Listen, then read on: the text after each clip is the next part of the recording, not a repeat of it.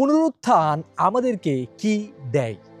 আমরা এই পৃথিবীতে সবাই কিছু না কিছু চাই যে আমরা আসলে কি পাবো, আমাদের আসলে কি লাভ। আজকে আমরা দেখব যে পুনরুত্থানের মধ্য দিয়ে আপনি আমি কি পেয়েছি বা আপনার আমার আসলে কি লাভ হয়েছে। যেহেতু সবসময় আমরা লাভ লোকসানের হিসাব করি, তাহলে চলুন আজকে সেই লাভ লোকসান দেখেই নিই।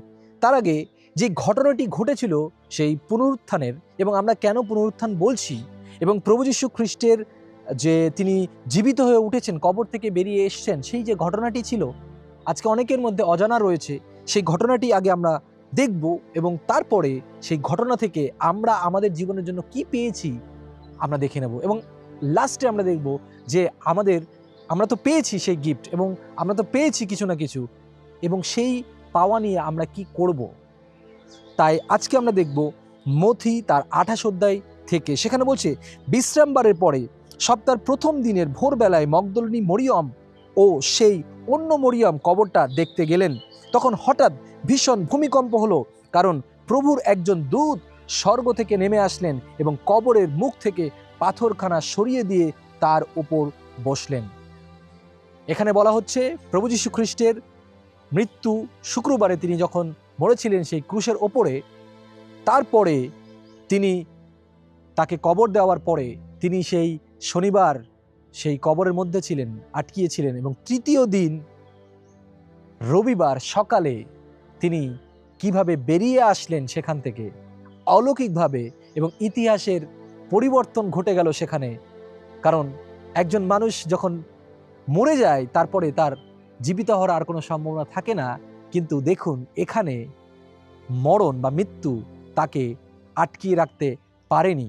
এবং সেই জন্য মগদলিনী মরিয়ম এবং যে মরিয়ম, অন্য যে মরিয়ম ছিলেন, তারা যেভাবে অন্য লোকেরা যেভাবে মারা যেত ঠিক একইভাবে তারাও সেখানে গেছিল, সেখানে তৌল নিয়ে গেছিল, অর্থাৎ তেল নিয়ে সেখানে গেছিল, এবং তারা মনে করেছিল যে যেমন অন্য লোকেরা মারা যায় ঠিক একইভাবে আমরা যেভাবে সেই কবরের কাছে যাই, এবং তাদের যে নিয়ম ছিল সেগুলো তারা যেভাবে পালন করত, প্রভু যীশু খ্রিস্টের কবরেও তারা সেই একইভাবে কাজ করবে বা তাদের নিয়ম কানুন পালন করবে। কিন্তু প্রভু যীশু খ্রিস্ট তিনি ছিলেন সমস্ত নিয়ম কানুনের বাইরে, কারণ তিনিই হচ্ছেন নিজেই একটা নিয়ম কানুন। আর ইতিহাসের সমস্ত কিছু পরিবর্তন করে দিয়ে সেখানে কি ঘটলো আপনারা দেখুন। সেখানে কি ঘটলো? ভূমিকম্প হলো। দ্বিতীয়ত কি হলো?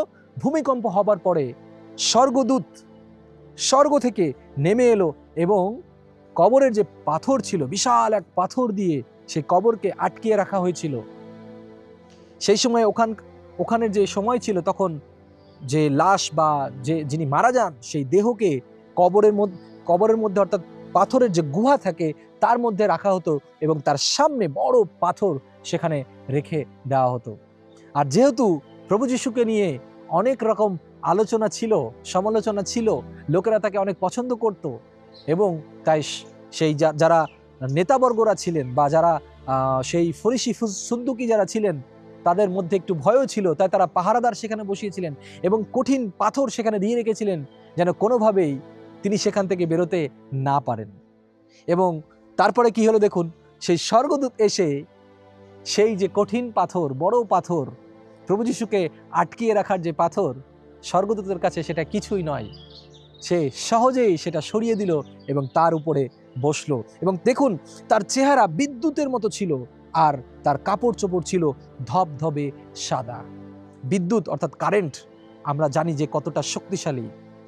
আর স্বর্গদূত যিনি প্রভুকে পাহারা দিচ্ছিলেন এবং সেই পাথর সেখান থেকে তারা সরাচ্ছিল, সেই স্বর্গদূত সরাচ্ছিল, সেই হচ্ছে বিদ্যুতের মতো শক্তিশালী, বিদ্যুতের মতো এবং ধবধবে সাদা। এবং দেখুন তার ভয়ে পাহারাদারদের তারা কাঁপতে লাগলো এবং মরার মতো হয়ে পড়ল। স্বর্গদূত তাদেরকে আঘাত করেনি, স্পর্শ করেনি, কিছু বলেনি, শুধু স্বর্গদূত এসছে, পাথরখানা সরিয়েছে, তাতেই এই যে সৈন্য বা এই যে পাহারাদার তাদের অবস্থা মরার মতো হয়ে গেছে।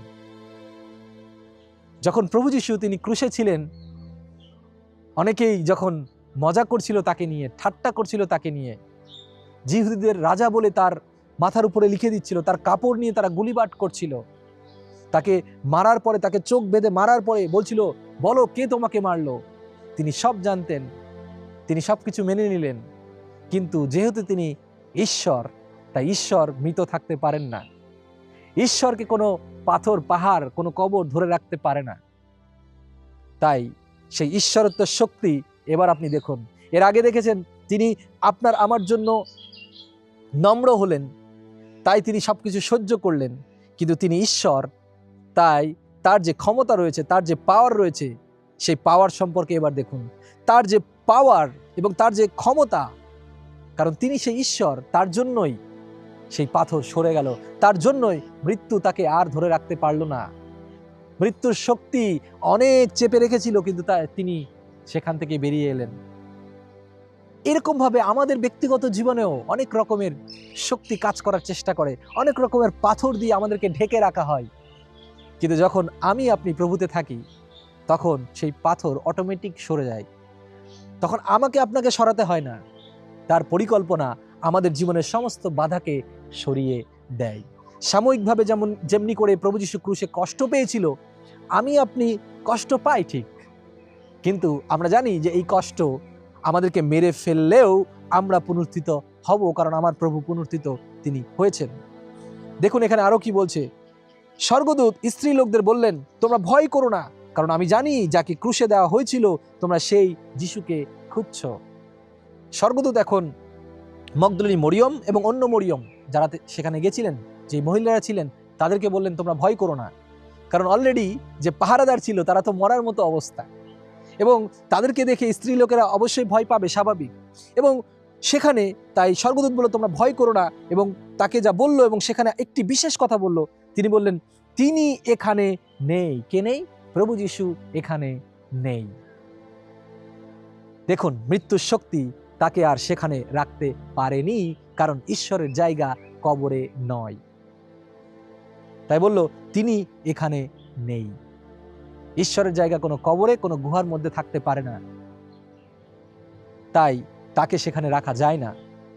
স্ত্রী লোকেরা তারা বুঝতে পারেনি, তখন তারা আগে বুঝতে পারেনি, তাই তারা সেখানে গেছিল তাদের নিয়ম কানুনকে পালন করতে শুধু। এবং দেখুন তিনি যেমন বলেছিলেন তেমন ভাবেই জীবিত হয়ে উঠেছেন। এসো, তিনি যেখানে শুয়েছিলেন সেই জায়গাটা দেখো। তিনি শুধু বলে, অর্থাৎ স্বর্গদূত তিনি তাদেরকে শুধু বলে চলে যাননি, বা তিনি বলেননি যে এখানে তিনি নেই, তুমি চলে যাও।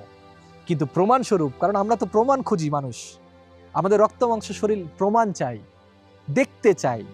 আজকে অনেক সময় কেন আমাদের জীবনে অনেক অসুস্থতা আসে, এবং আমরা অনেক সময় প্রভুর কাছে আসি, প্রভু তুমি আমাকে সুস্থ করো, আমি দেখতে চাই তুমি আমাকে সুস্থ করলে আমি তোমার কাছে আসব।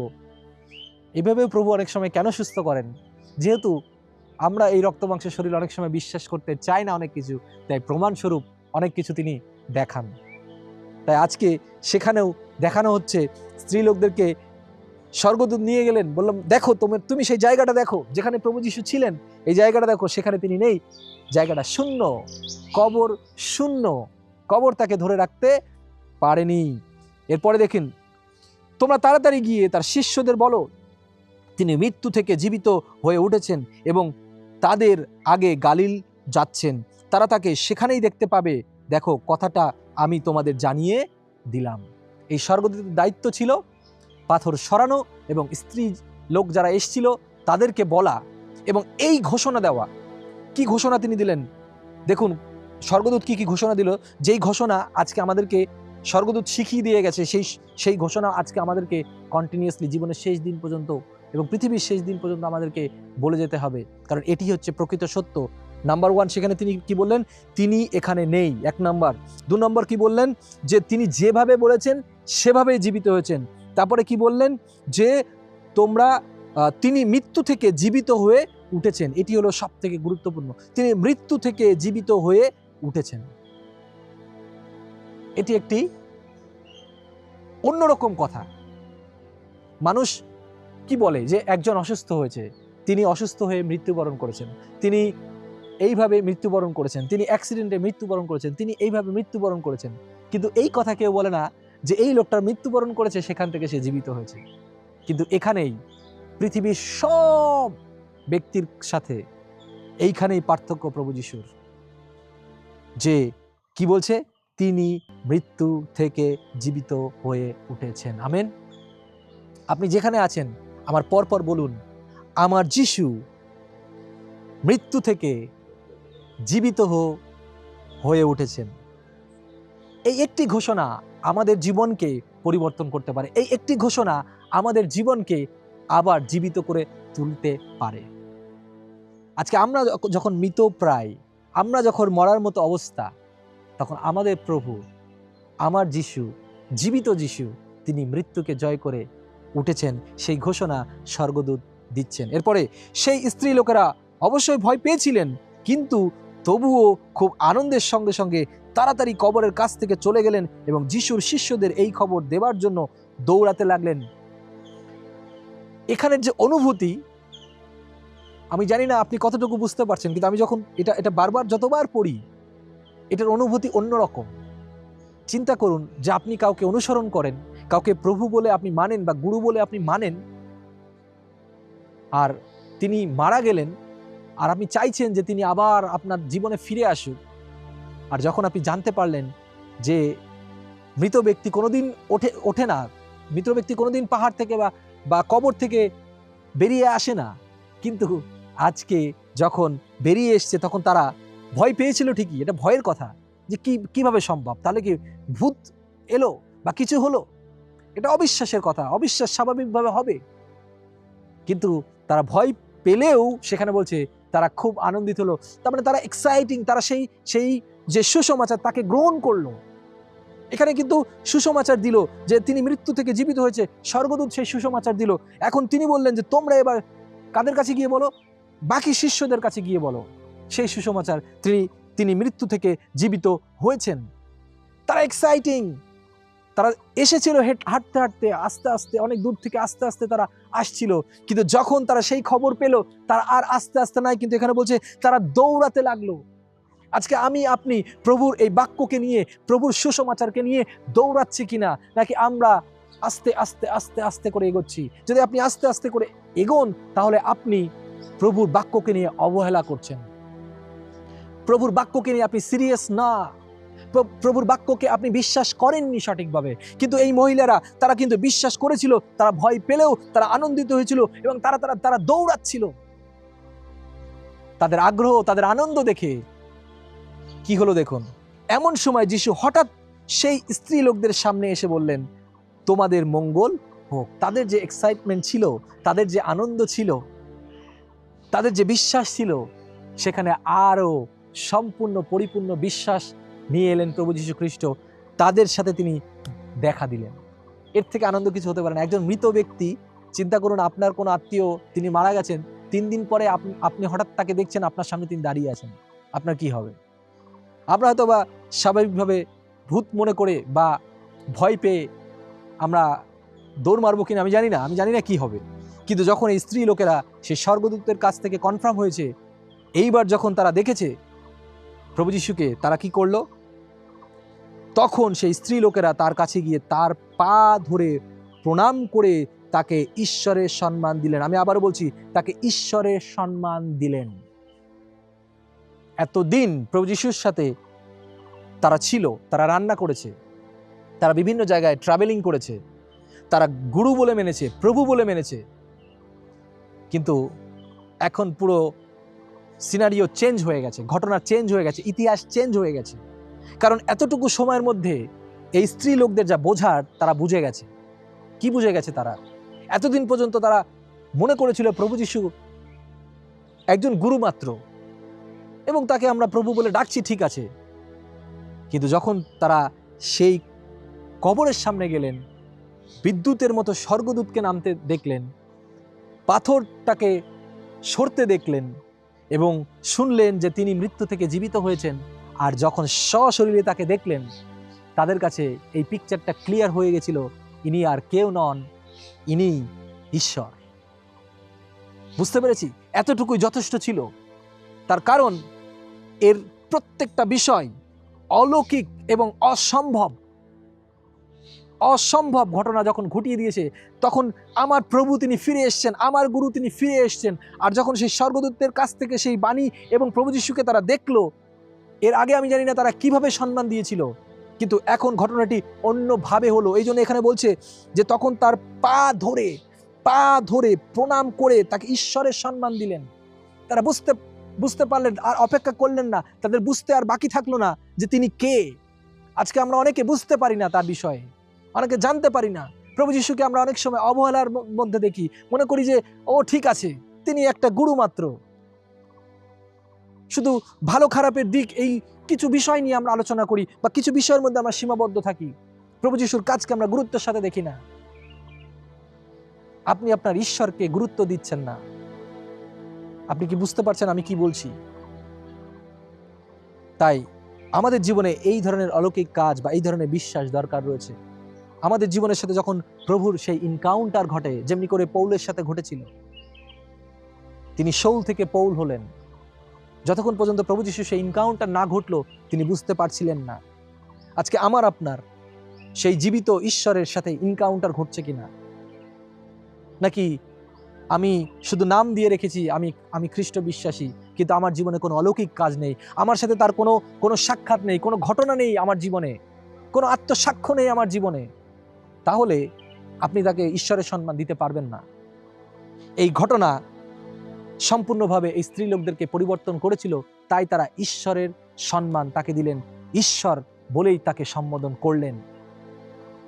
এরপরে দেখুন, যিশু তাদের বললেন, ভয় করো না, তোমরা গিয়ে ভাইদের গালিলে যেতে বলো, তারা সেখানেই আমাকে দেখতে পাবে। সেই স্ত্রী লোকরা যখন চলে যাচ্ছিলেন, তখন সেই পাহারাদারদের কয়েকজন শহরে গেল এবং যা যা ঘটেছিল তা প্রধান পুরোহিতদের জানালো। তখন পুরোহিতরা ও বৃদ্ধ নেতারা একত্র হয়ে পরামর্শ করলেন এবং সেই সৈন্যদের অনেক টাকা দিয়ে বললেন, তোমরা বলো, আমরা রাতে যখন ঘুমাচ্ছিলাম তখন তার শিষ্যরা এসে তাকে চুরি করে নিয়ে গেছে। এই কথা যদি প্রধান শাসনকর্তা শুনতে পান, তবে আমরা তাকে শান্ত করব এবং শাস্তির হাত থেকে তোমাদের রক্ষা করব। তখন পাহারাদারেরা সেই টাকা নিল এবং তাদের যেমন বলা হয়েছিল তেমনই আজও পর্যন্ত সেই কথা জিহুদীদের মধ্যে ছড়িয়ে আছে, আজও পর্যন্ত। তার মানে আজকের দিন পর্যন্ত আমরা যখন পড়ছি, অনেকের মধ্যে আজও সেই ঘটনায় ছড়িয়ে আছে। সেই পাহারাদারদেরকে টাকা খাইয়ে বলা হয়েছিল যে তোমরা বলো যে প্রভু যিশু যে মৃতদেহ, তিনি জীবিত হননি, তার যে মৃতদেহ তা নিয়ে তার শিষ্যরা চুরি করে নিয়ে চলে গেছে। তাহলে আমরা বলতে পারবো লোকদেরকে যে তার যে বডি, তার যে দেহ তা চুরি হয়েছে, তিনি পুনরুত্থিত হননি। কারণ যদি একবার সব লোকেরা জেনে যেত যে তিনি পুনরুত্থিত হয়েছে, তাহলে সেখানে অন্য কিছু ঘটে যেত, অন্য ঘটনা ঘটে যেত। আর তাই শুধুমাত্র প্রভু যিশু তার শিষ্যদের সাথেই দেখা দিলেন, শিষ্যদেরকে নিয়েই কাজ করলেন, যেন তার কাজ আস্তে আস্তে করে এগিয়ে যেতে পারে। তিনি কিন্তু এসে যেখানে তিনি ক্রুশে মৃত্যুবরণ করেছেন, তিনি কিন্তু সেখানে এসে দাঁড়াতে পারতেন। তিনি বলতেন, এই দেখো, আমি সেই যাকে তোমরা এই পাহাড়ের উপরে ক্রুশে দিয়েছিলে, আজকে আমি জীবিত হয়ে গেছি। কি ঘটে যখন আমরা আজকে কোনো কিছু একটা ঘটিয়ে ফেলি বা একটা বড় কিছু আমরা করে ফেলি, তখন বড় স্টেডিয়াম বা বড় কিছু জায়গা ভাড়া করতে হয়, আর তখন সেই ছেলে বা সেই মেয়ে যেই হোক না কেন, সেখানে হয়তো বা স্ট্রাগল করেছিল জীবনে, কিন্তু একটা সময় এসে সে বলে, এই সেই জায়গা যেখানে আমি অনেক স্ট্রাগল করেছি, অনেক কষ্ট করেছি, আজকে আমি সাকসেসফুল। প্রভু যিশু নিজেকে জাহির করেননি সেখানে, কিন্তু তিনি জানেন যে আমি তৈরি করব সেই শিষ্যদেরকেই আমি তৈরি করব, যেন তারা আমার বাক্যকে সিরিয়াসভাবে নিয়ে সামনের দিকে এগোতে পারে। তাই প্রভু যিশু খ্রিস্টের আজকে অনেক লোকের দরকার নেই, কারণ অনেক লোকেরা বুঝবে না। তিনি অনেক সবার জন্য বাক্য দিয়ে রেখেছেন, কিন্তু তার সেই শিষ্যদেরকে দরকার যারা প্রকৃত অর্থে হৃদয় থেকে, ভেতর থেকে প্রভুর সেবা তারা করবে। আমরা দেখেছি এই ঘটনাটি, যে ঘটনাটি কি ঘটলো, আমি জাস্ট একটু হাইলাইটস বলতে চাই। কি ঘটনা ঘটলো?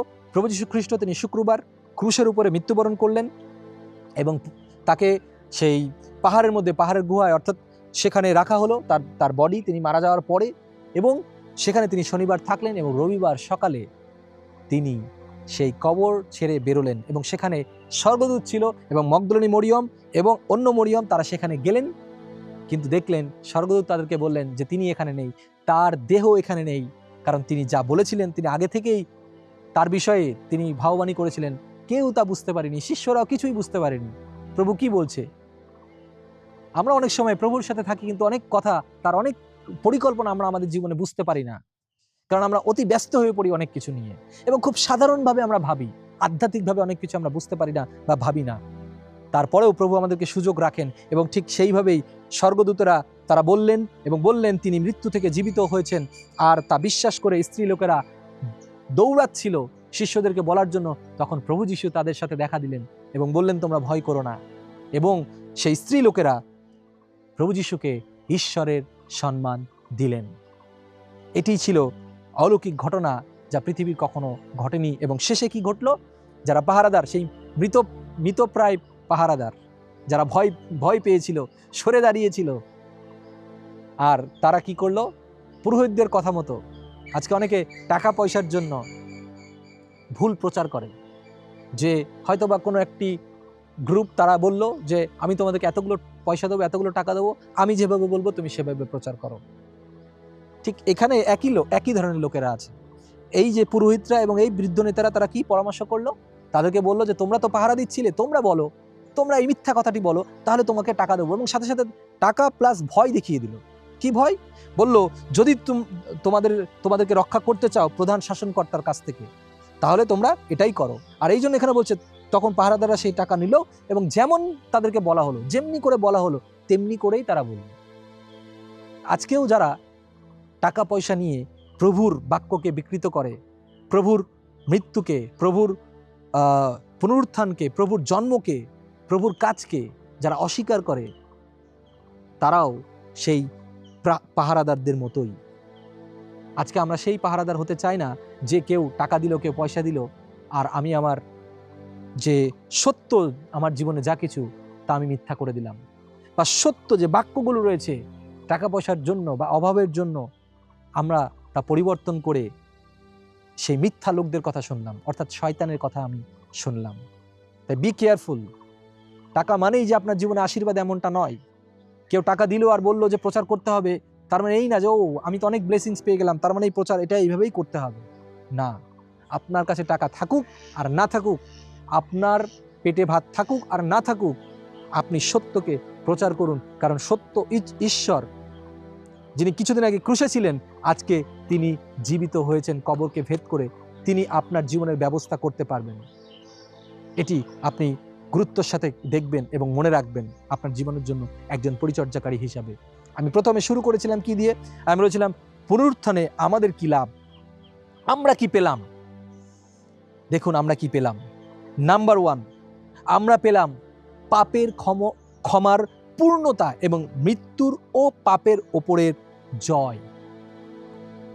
আমরা শুনেছি যে প্রভু যীশু খ্রিস্ট যখন তিনি ক্রুশে মারা গেলেন, তিনি আমাদের পাপের জন্য মারা গেলেন, কিন্তু ক্ষমা আমরা পুরোপুরি কিভাবে পাবো, পূর্ণতা কিভাবে পাবো? যখন তার পুনরুত্থান হবে তখনই। আর তাই হলো, আমি আপনি যে অন্যায় করেছিলাম, যে পাপ করেছিলাম, ক্রুশের মধ্য দিয়ে তিনি ক্ষমা দিয়েছেন, কিন্তু সেই ক্ষমার পরিপূর্ণতা পেল। অর্থাৎ একটি বোতলে যদি অর্ধেক জল থাকে, তা কিন্তু পরিপূর্ণ হয় না। আপনাকে যদি ট্রাভেল করতে হয়, তাহলে সেটাকে পরিপূর্ণ করতে হবে। বা আপনি যতটুকু পিপাসিত, সেই পিপাসিত মেটানোর জন্য আপনার 1 বোতল জল দরকার, কিন্তু আপনি হাফ বোতল খেলেন, তাহলে আরও বাকিটা অপরিপূর্ণ থেকে গেল। তাই প্রভু যীশু খ্রিস্ট যদি শুধুমাত্র ক্রুশে মরতেন, তিনি যদি পুনরুত্থিত না হতেন, তাহলে এটা আর পরিপূর্ণ হতো না, ফেল হয়ে যেত। কারণ শয়তান যেভাবে করে সেই মৃত্যুকে নিয়ে এসছে, প্রভু যীশু তাহলে সেই মৃত্যুতে হেরে যেত, কিন্তু তিনি হারেননি, বরং তিনি জীবিত হয়ে পুনরুত্থানের মধ্য দিয়ে আপনার আমার কি লাভ হয়েছে? মনে রাখুন, আপনার আমার লাভ হয়েছে পাপের ক্ষমার যে পূর্ণতা, অর্থাৎ সম্পূর্ণভাবে পাপের যে ক্ষমা, আমরা তা পেয়েছি। এবং মৃত্যুর ওপরে, মৃত্যু মানে শারীরিকগত মৃত্যুর কথা বলছি না, আধ্যাত্মিকগত যে মৃত্যু আমাদের জীবনে ছিল, অর্থাৎ পাপের উপরে যে জয় লাভ করার যে শক্তি, সেই শক্তি আমরা পেলাম। এর আগে মানুষ তার বিভিন্ন রকম চেষ্টা সে চালিয়ে গেছে, কিন্তু সে মুক্ত হতে পারেনি। এর আগে মানুষ বিভিন্ন রকম পশু বলিদান করেছে, রক্ত ঝরিয়েছে, কিন্তু সেই রক্ত যথেষ্ট ছিল না। কিন্তু তার পুনরুত্থানের মধ্য দিয়ে এবং তার ক্রুশীয় মৃত্যুর মধ্য দিয়ে এবার পূর্ণ সেই প্যাকেজ বা পূর্ণ সেই কম্বো প্যাকেজ আমরা আমাদের জীবনে পেয়েছি। পূর্ণ ক্ষমা এবং পূর্ণ যে মৃত্যুর ওপরে জয় এবং পাপের ওপরে জয় আমরা পেয়েছি। তাহলে মনে রাখবেন, আপনি তার পুনরুত্থানের মধ্য দিয়ে আপনার জীবনের সমস্ত অন্যায়ের, সমস্ত পাপের ক্ষমার যে পথ, তার পূর্ণতা আপনি পেয়েছেন, যা আমার আপনার দরকার। প্রিয় ভাই বোন, আপনাকে প্রশ্ন করলে আপনি বলবেন আপনার কি সমস্যা, আপনি সমস্যার লিস্ট এরকম করে করে করে করে লিখতে পারবেন যে এই সমস্যা, ওই সমস্যা, আমার অর্থের দরকার, আমার ছেলে মেয়ের পড়াশোনার এই জন্য এটা দরকার, আমার বাড়ি দরকার, গাড়ি দরকার, অনেক কিছু আপনার লিস্ট রয়েছে। কিন্তু আসলে কি তাই? আসলে আপনার জীবনের পাপের ক্ষমার দরকার। কারণ পৃথিবীর সব কিছু টেম্পোরারি, কিন্তু যদি আপনি পাপের ক্ষমা না পান, তাহলে কিন্তু আপনার জীবনের স্বর্গ কখনোই আর আপনি দেখতে পারবেন না, বরং নরক আপনার জীবনের জন্য সম্পূর্ণ সেই নিয়ন্ত্রণ নিয়ে নেবে। তাই আমি বলতে চাই যে আপনার জীবনে ফুলফিল, ক্ষমার যে ফুলফিল এবং যে ভিক্টরি অর্থাৎ বিজয়, তা এলো তার পুনরুত্থানের মধ্য দিয়ে। এবার দু নম্বর কি বলছে? 2 নম্বর বলছে যে অনন্ত জীবন ও নতুন আশা। অনন্ত জীবন এবং নতুন আশা। এর আগে যারা মৃত্যুবরণ করেছে তারা কেউ ওঠেনি, তাদেরকেও অনেকে গুরু বলেছে, অনেক কিছু বলেছে, অনেক কিছু বলার চেষ্টা করেছে, কিন্তু সেখানেই তাদের সমস্ত কার্যক্রম সবকিছু কিছুদিন হয়তো বা চলে, জোর করে কিছুদিন কেউ চালাতে পারে, কিন্তু তারপরে সেটা থেমে গেছে। কিন্তু এমন এক নতুন আশা, যিনি জীবিত, তিনি আছেন, তিনি সাথে আছেন, তিনি মিশে যাননি, মাটির সাথে মিশে যাননি, তিনি জলজন্ত। যেমন আমি এখন আপনার সাথে জলজন্ত কথা বলছি, আমি বিদ্যমান এখানে। প্রভু যীশু তিনি বিদ্যমান। এমন নয় যে তিনি মরে গেছেন আর মিশে গেছেন, এমন নয়। এবং তার আমাদের জীবনের দরকার অনন্ত জীবন, এবং তার এই পুনরুত্থানের মধ্য দিয়ে আমি আপনি অনন্ত জীবন পেয়েছি। তিনি নতুন একটি আশা আমাদের জন্য দিয়েছেন। চিন্তা করুন, মাউন্টেন এভারেস্ট, পৃথিবীর সব থেকে বড় যে পাহাড় আমরা যদি বলি, এবং সেখানে বরফে ঢাকা, খুবই কঠিন পরিস্থিতি সেই জায়গায়। প্রথম যিনি সেই মাউন্টেন এভারেস্টে উঠেছিলেন, তার আগে যতজন সেখানে পৌঁছাতে গেছে সবাই বিভিন্নভাবে মৃত্যুবরণ করেছে। হাজার হাজার লক্ষ লক্ষ লোক সেখানে বছরের পর বছর তারা চেষ্টা করছিল, কিন্তু তারা মৃত্যুবরণ করেছে।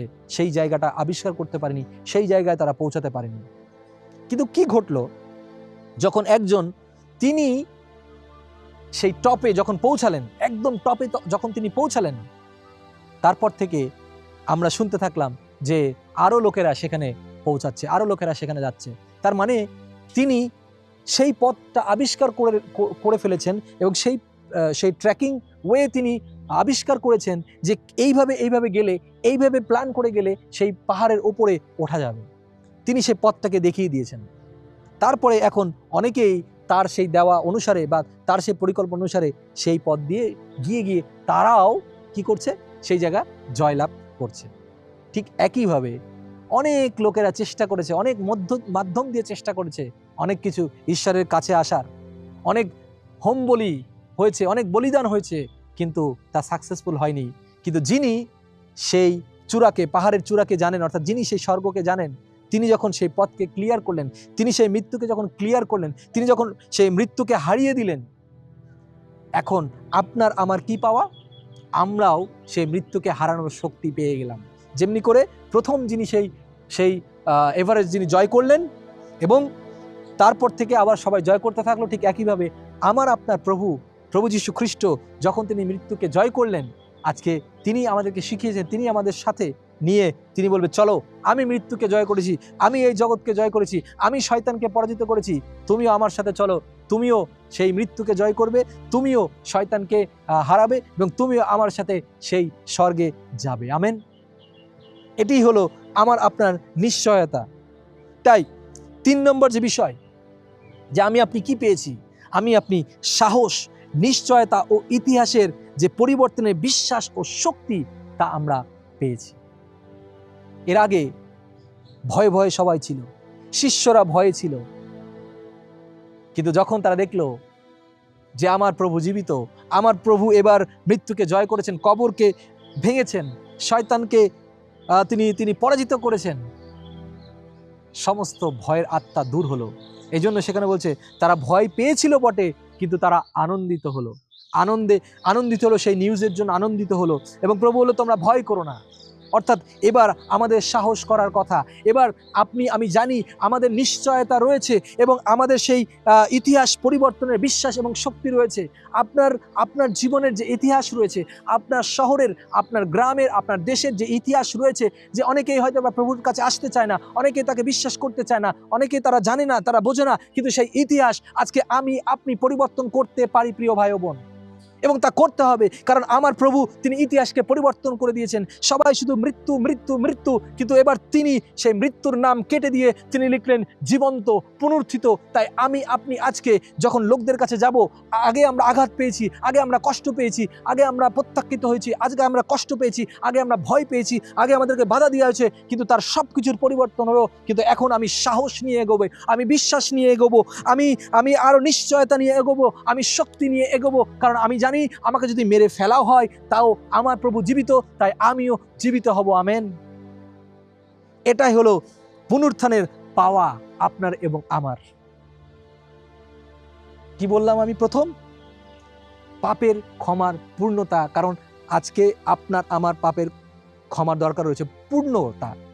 অল্প পাপ ক্ষমা না, এরকম না, সম্পূর্ণ রূপে। এবং আপনার আমার জীবনে যে মৃত্যু ছিল, মৃত্যুর যে ভয় ছিল, তা ধ্বংস হলো। পাপের যে ভয় ছিল তা ধ্বংস হলো। এবং 2 নম্বর কি ছিল? অনন্ত জীবন এবং নতুন আশা। অনন্ত জীবনের সেই নিশ্চয়তা, কারণ আমরা সবাই অনন্ত জীবন চাই। আমরা সবাই চাই যেন আমরা দৈহিকগত যখন আমরা এখানে মরে যাব, তারপরে যেন আমরা অনন্ত স্বর্গে যেতে পারি। তার নিশ্চয়তা তার পুনরুত্থানের মধ্যে দিয়ে আপনি পেয়ে গেছি। নতুন আশা আমরা পেয়ে গেছি এবং আমাদের আর নতুন করে কোনো আশা খুঁজতে হবে না। এদিকে ছুটতে হবে না, ওদিকে ছুটতে হবে না, কোথাও যেতে হবে না। তিনি আমার সাথে, তিনি আমার কাছেই আছেন। তার জন্য কারো কাছে আমাকে যেতে হবে না, তিনিই আমার কাছে আছেন। পুনরুত্থান আমাদেরকে তা দেয়। এবং 3 নম্বর কি দেয়? আমাদেরকে যোগায় সাহস, আমাদেরকে দেয় নিশ্চয়তা এবং ইতিহাস পরিবর্তনের, অর্থাৎ আমাকে আপনাকে সেই শক্তি প্রদান করে যে বিশ্বাসের মধ্য দিয়ে যে আপনি ইতিহাসকে পরিবর্তন করব, যেন প্রভুর বাক্য প্রচারিত হয়। যেখানে লোকেরা বলবে এখানে অসম্ভব প্রভুর কাজ করা, এই গ্রামে অসম্ভব প্রভুর কাজ করা, এই লোককে অসম্ভব পরিবর্তন করা, তাদেরকে আপনি বলবেন প্রভু যীশু খ্রিস্ট তিনি যে কবর থেকে বেরিয়ে আসবেন, তখন সকলে বলেছিল এটা অসম্ভব, কারণ মৃত মানুষ কিভাবে বেরিয়ে আসতে পারে। তিনি যখন জীবিত হয়ে বেরিয়ে এসছেন, সেই অসম্ভবকে সম্ভব করেছেন। তাই আজকে যেখানে অসম্ভব আপনি বলছেন, আমি সেটা বিশ্বাস করি না, কারণ আমার কাছে পুনরুত্থানের বিশ্বাস, পুনরুত্থানের সাহস এবং পুনরুত্থানের নিশ্চয়তা আমার কাছে আছে।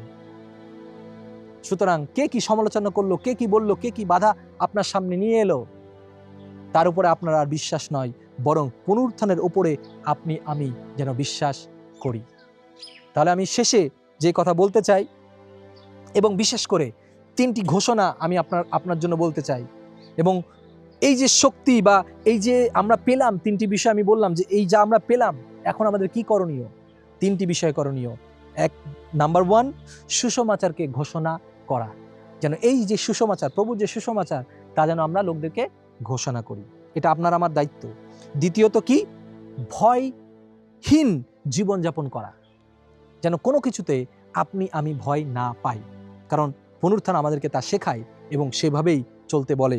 3 নম্বর, উদ্দেশ্য নিয়ে সামনে চলা। আগে উদ্দেশ্যহীনভাবে আমরা জীবনযাপন করেছি। আমি জানি না ভবিষ্যতে কি হবে। অনেকে বলে যে ভবিষ্যতে আমি কি করব, আমি কিচ্ছু জানি না। কিন্তু যখন এই প্রচার আজকে আপনি শুনে নিয়েছেন, আপনি আপনার ভবিষ্যৎ জানেন, আপনি আপনার ভবিষ্যৎ জানেন। তাই এই মুহূর্তে আপনি যেখানে থাকুন না কেন, আমার সাথে ঘোষণা করুন। এবং এটি খুব গুরুত্বপূর্ণ প্রিয় ভাই বোন। আমরা শেষের দিকে এসেছি, কিন্তু এই 3টি বিষয় খুব গুরুত্বপূর্ণ, কারণ তার পুনরুত্থানের যে বাণী, তা আমাদেরকে এগিয়ে নিতে হবে, তার জন্য গুরুত্বপূর্ণ। আপনি আমার পরপর ঘোষণা করুন। আপনি এইভাবে বলুন, প্রভু যীশু, তুমি আমাকে সাহায্য করো, তুমি আমাকে দয়া করো, আর আমি তোমার নামে ঘোষণা করছি যে আমি তোমার সুসমাচারকে লোকদের মাঝে নিয়ে যাব। তুমি আমাকে ব্যবহার করো। আমি বিশ্বাস করি আপনি এটা বলেছেন। এবার দ্বিতীয় যে বিষয়টি, এটি হলো, প্রভু যীশু, তুমি আমাকে সাহায্য করো যেন আমি ভয়হীন জীবনযাপন করতে পারি। আমার জীবনে যে সমস্ত ভয় রয়েছে, যে সমস্ত বাধা রয়েছে, যে সমস্ত নেগেটিভ বিষয়গুলো রয়েছে, যে সমস্ত কষ্টের বিষয় রয়েছে, তার সমস্ত কিছু তোমার পুনরুত্থানের শক্তি দ্বারা আমি ধ্বংস করলাম। আমি ঘোষণা করলাম আমার জীবনে এখন থেকে ভয়হীন চলবে এবং আমি সাহসের সাথে তোমার সুসমাচার প্রচার করব। এবার তৃতীয় বিষয় আপনি যা বলবেন, প্রভু যীশু তোমাকে ধন্যবাদ দিই যে তুমি আমার জীবনে একটি উদ্দেশ্য দিয়েছ। সেই উদ্দেশ্য হলো জীবনের শেষ পর্যন্ত আমি যতদিন নিঃশ্বাস নেব ততদিন পর্যন্ত এই জগতে আমি যেন তোমার জন্যই জীবনযাপন করতে পারি। আমার জীবনের প্রধান উদ্দেশ্য হলো তোমার সুসমাচারকে প্রচার করা। আমি ঘোষণা করি আমার জীবনের উপরে যেন আমার জীবন সুসমাচার প্রচার করে, প্রভুর বাক্যকে প্রচার করে এবং একটি উদ্দেশ্য নিয়ে জীবনযাপন করে এবং সামনের দিকে এগিয়ে চলে। Amen, amen, amen. আমি বিশ্বাস করি এই তিনটি বিষয় আপনি ঘোষণা করেছেন। চলুন আজকে আমরা এই প্রচার শেষ করবার আগে এবং প্রভুর যে অলৌকিক ঘটনা, এতদিন তিনি অন্যকে জীবিত করেছেন, তিনি অন্যকে সুস্থতা দিয়েছেন, তিনি অন্যকে আশীর্বাদ করেছেন, অনেকভাবে অনেক কিছু দেখেছি।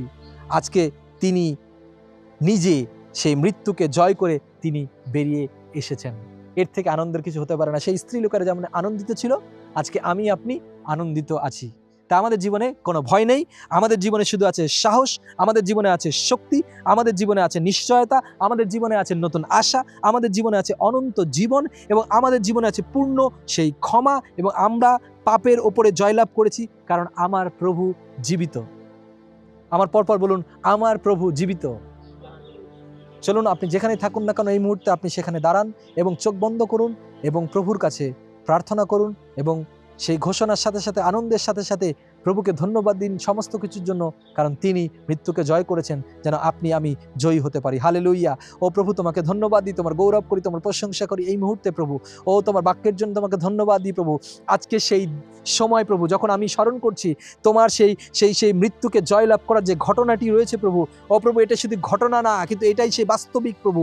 ও প্রভু তাই সেই যে পাহারাদার ছিল তাদের মতো না হয়ে প্রভু আমরা বরং সেই স্ত্রী লোকদের মতো, তুমি দুটি উদাহরণ দিয়েছে, সেখানে স্ত্রী লোকেরা ছিল এবং সেই পাহারাদারেরাও ছিল। পাহারাদারেরাও দেখেছিল, স্ত্রী লোকেরাও দেখেছিল, কিন্তু পাহারাদারেরা টাকার কাছে বিক্রি হয়ে গেল। সেই টাকা যেমন পেয়েছিল তারা তেমন প্রচার করেছিল। আমরা সেই দলের লোক নই যে টাকায় আমরা বিক্রি হয়ে যাব, কিন্তু আমরা সেই দলের লোক যে যারা সত্যিকার অর্থে যারা সত্যকে জেনেছে, সত্যকে দেখেছে, সত্যকে স্পর্শ করেছে। আর তুমি সেই সত্য, তুমি সেই জীবন্ত প্রভু যার স্পর্শ আমার জীবনে রয়েছে, আমাদের জীবনে রয়েছে। তাই আমরা সামনের দিকে এগিয়ে যাই, তাই আমরা সুসমাচারকে এগিয়ে নিয়ে যাই, তাই আমরা দৌড়াচ্ছি তোমার রাজ্য এবং ধার্মিকতার জন্য, তাই আমরা কাজ করছি তোমার রাজ্য এবং ধার্মিকতার জন্য, যারা আরো লোকেরা তোমাকে জানতে পারে, আরো লোকেরা তোমাকে বুঝতে পারে। প্রভু তুমি সাহায্য করছো, তাই তোমাকে ধন্যবাদ দিই প্রভু। তোমার গৌরব হোক প্রভু। তুমি সেই নিশ্চয়তা দিয়েছো, সেই শক্তি আমাকে দিয়েছো প্রভু। আমার জীবনের সমস্ত ভয়কে তুমি দূর করেছো প্রভু। আমি কোনো কিছু ভয় করি না, আমি কোনো মৃত্যুকে ভয় করি না, আমি কোনো আঘাতকে ভয় করি না, আমি কোনো বাধাকে, আমি কোনো পাথরকে ভয় করি না প্রভু, কারণ তুমি আমার সাথে সাথে আছো, তুমি আমার সঙ্গে সঙ্গে রয়েছো, তুমি আমাদের সঙ্গে সঙ্গে রয়েছো। রিখালামা শিখারালা ইনথা শিখাইয়ান্দা উখাইয়া খানথরলো করো করো। তোমার সেই পুনরুত্থানীয় শক্তি প্রভু ও আমাদেরকে স্পর্শ করছে। লেখেনদের লেখে সক্ষর, আমাদের জীবনকে পরিবর্তন করছে। লেখেন্দিরি বা সাখাইয়া নামা সরলো। আজকে যতজন এই প্রচার শুনলো প্রভু, তাদের জীবনের সম্পূর্ণ সেই পরিবর্তনে এবং তারা কিছু শিখলো। আমি বুঝতে পারছি তুমি কাউকে খুব স্পেশালভাবে তাদেরকে আশীর্বাদ করছো, স্পর্শ করছো। তাই তোমাকে ধন্যবাদ দিই এই মুহূর্তে। আপনি গ্রহণ করুন তার সেই শক্তিকে, তার পুনরুত্থিত সেই শক্তিকে আপনি গ্রহণ করুন। লিখানদের একে সিয়ানামা উহাইয়ান্তাবা সোখাইয়ানামা লেহেন্তেরে নাকা সুহাইয়ানামালা ত্যান্যা হুখাইয়ানামা সো রাবা শেখেলিয়েন্তা ইরহাতে আইয়ামা খোয়ানামালা খাইয়ানামা হো রিহান্দো লো শোখো রো লিয়ান্তাবা। থ্যাংক ইউ জিসাস, তোমার গৌরব হোক, তোমার প্রশংসা হোক, তোমার মহিমা হোক প্রভু যিশু। তুমি জীবিত, তাই আমি আনন্দিত প্রভু। হালেলুয়া রাবা কাশিয়া কাইয়ান নামা। ও তুমি জীবিত, তাই আমার জীবনে আশা রয়েছে, লিখান্তের লেখে রেখেছিল।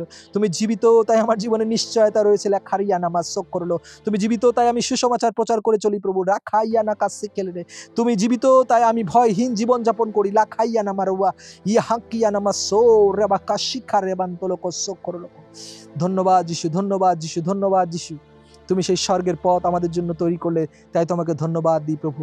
তোমার মহিমা করি, তোমার প্রশংসা করি আমার জীবনের শেষ দিন পর্যন্ত, এবং যারা শুনছে আমাদের জীবনের শেষ দিন পর্যন্ত আমরা ঘোষণা করি যে তোমার জন্যই আমরা কাজ করে যাব প্রভু, তোমার হয়ে আমরা কাজ করে যাব, তোমার সাথেই আমরা থাকবো। ও প্রভু, তুমি আমাদেরকে দয়া করো, অনুগ্রহ করো। সমস্ত শয়তানের যেমনি করে সেই তুমি শয়তানের হুল ভেঙেছিলে, শয়তানকে যেভাবে পরাজিত করেছিলে, আজকে যে সমস্ত শয়তান বা যে সমস্ত মন্দ বিষয়গুলো আমাদেরকে অ্যাটাক করার চেষ্টা করছে প্রভু যিশু, সেই সমস্ত জায়গা থেকে তুমি রক্ষা করো। এবং যেমনি করে সেই স্বর্গদূত প্রভু তোমার সেই পাথর সরিয়ে দিয়েছিল, সেই আজকে আমাদের জীবনের যে সমস্ত পাথর বা যে সমস্ত বাধা চারিদিক থেকে ঘিরে ধরার চেষ্টা করছে প্রভু, তুমি সেই তোমার স্বর্গদূতকে নির্দেশ দাও যেন সেই সমস্ত বাধাকে তারা একদম চূর্ণ করে দেয়, ভাঙচুর করে দেয় প্রভু যিশু। একদম ক্লিয়ার যেন আমরা দেখতে পারি সামনের দিকে, ক্লিয়ার যেন বুঝতে পারি, এবং আমাদের যে মৃত শরীর বা আধ্যাত্মিকভাবে যে মৃত আমরা রয়েছি প্রভু, আমরা যে ঢেকে রয়েছি সেই পাথরের মধ্যে, গুহার মধ্যে, যেন আমরা সেখান থেকে বেরিয়ে আসতে পারি এবং নতুন আলো, নতুন আশা নিয়ে আমরা যেন সামনে এগিয়ে যেতে পারি। তুমি সাহায্য করো, দয়া করো প্রভু যিশু। তোমার নামের গৌরব হোক, তোমার নামের প্রশংসা হোক, এবং তুমি জীবিত, আমি সেই ঘোষণা করি, আমি বিশ্বাস করি, এবং সেভাবেই আমি আমার জীবনযাপন করি। তোমার নামে চাইলাম এবং তোমার পুনরুত্থিত নামে আমি চাইলাম। Amen, amen, amen. হালেলুয়া।